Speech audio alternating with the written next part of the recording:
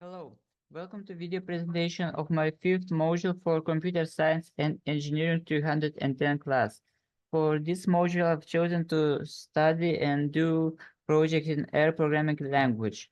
It achieves three of the four requirements as well as this stretch challenge. It incorporates a CSV file. For it, I've written two programs, a web scraping with RVest and natural language processor, which can take a sentence and do a sentiment analysis. So web scraper takes information from this article, list of towns and cities in England by population, specifically the 15 largest cities in England or UK, more specifically. So the code of web scrapers very straightforward. We must import the library RVest, input the link to the website, basic error handling. So it basically searches for these column names.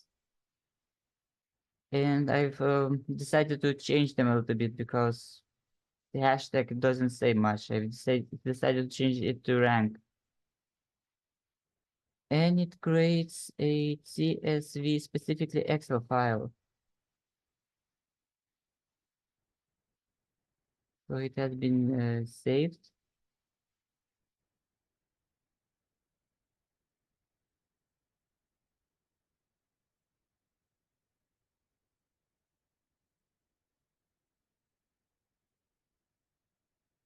It's pretty simplistic, but it does get the job done.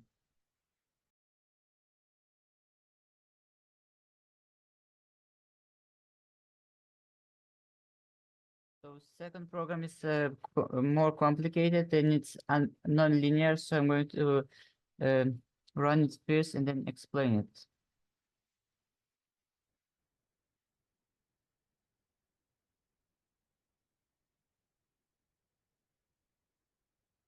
So basically, here is inputted a couple of sentences, a potential reviews of Dune movie which just came out. So some of them are like, the new Dune movie was awesome, best movie ever, and the new Dune movie was terrible. Ask for refund.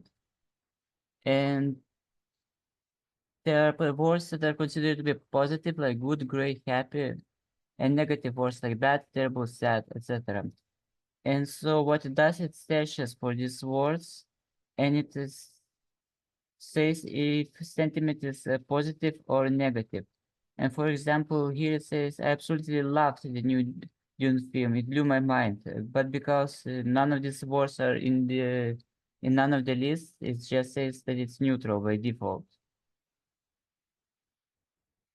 So the way it works is that first we need to import library TM and word cloud for text processing and for creating word clouds. Here's a function which takes the sentences input text.